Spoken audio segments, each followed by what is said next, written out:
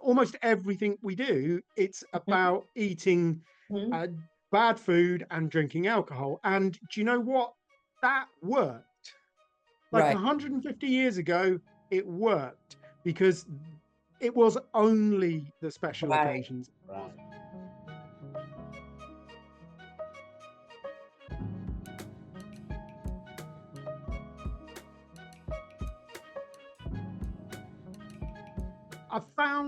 I kind of felt like there wasn't really a place for me, that I Mhm. didn't really fit, and that there was nowhere that I could succeed. And of course, that impacts on a lot of things like self-confidence and your perception of yourself.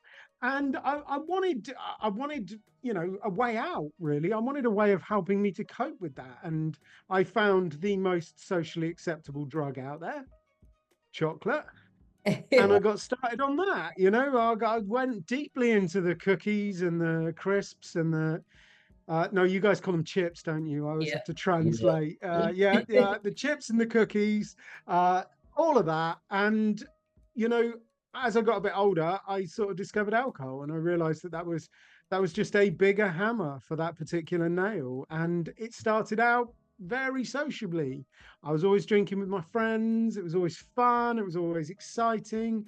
Alcohol seemed to make me more confident. It seemed to make my jokes funnier. I think it even made me a bit better looking. All right, maybe not so much, but it was very social, and it started out that way. But as time progressed, two things happened: the amount of people that I was drinking with went down, but the amount of alcohol I was drinking went up.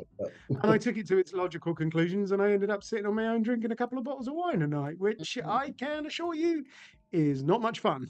And Mhm. I think that is part of the problem, that we deliberately, consciously, probably as individuals, we don't consciously try and associate it in the minds of our children with being an adult and being grown up. But that is definitely something the alcohol industry plays on in terms of its advertising and its marketing.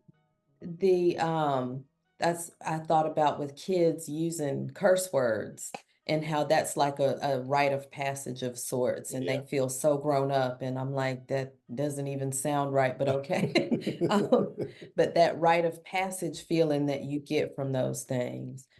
So as you moved into teenage years and found alcohol, did you then continue with the junk foods and things like that, or did it become that was your sole vice, and the other stuff fell to the side?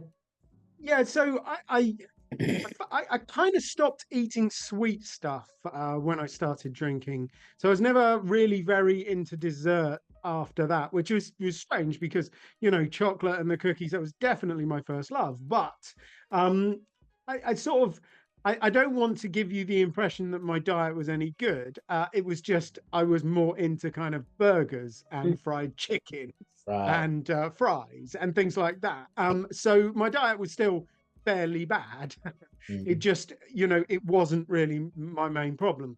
I also smoked cigarettes and ran around the place like a crazy person. So I didn't put on a massive amount of weight in my 20s. It went up. It went up in my 30s, but in my 20s, I, I was eating badly, but it wasn't necessarily it wasn't showing.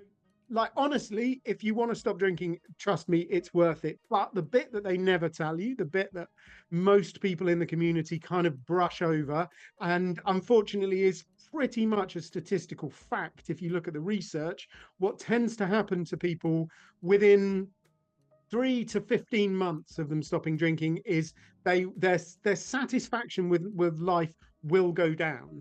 And Mhm. that's because for the most part we drink to escape from something.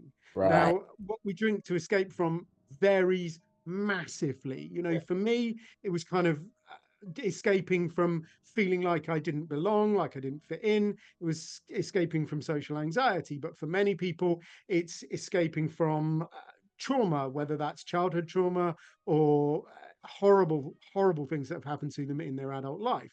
I spent years and years running away, and I thought I was getting further from my problems, but of course I wasn't. I was running around my problems, Right. and you don't get any further from them. And what I discovered when I actually stood up, looked them squarely in the eye, and started dealing with them was they were much smaller than I thought they were.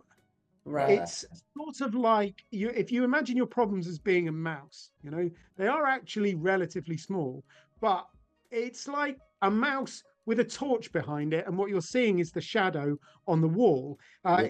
Running away from it makes it look very, very big, but what Right. you've got to do is not look at the shadow anymore. You've got to start looking at the mouse. You And had those issues, your problems were when you were younger. You didn't have a lot of experience in life. It was just Mm-hmm. like, this is how, so it's big to you then. You ran away from that problem, but once you sobered up, you had a little more life experience, a little more, Mm-hmm. experience in dealing with issues. And then when you look at them, then it's like, well, hey, this wasn't really that big of a you deal. know the Amen. almost everything we do, it's about eating Mm-hmm. uh, bad food and drinking alcohol. And do you know what? That worked. Like Right. 150 years ago, it worked because it was only the special Right. occasions. It was Right. Right. only Christmas, Easter, funerals, Mhm. weddings, and Right. there weren't that many of them. And actually, the extravagance wasn't even that extravagant. Right. The rest of the time, you ate a very bland, very monotonous diet, and it was just those 6, 12 times a year where Mm. you went crazy. Yeah. Unfortunately, we go from crazy to crazy every single day, don't we? Right. And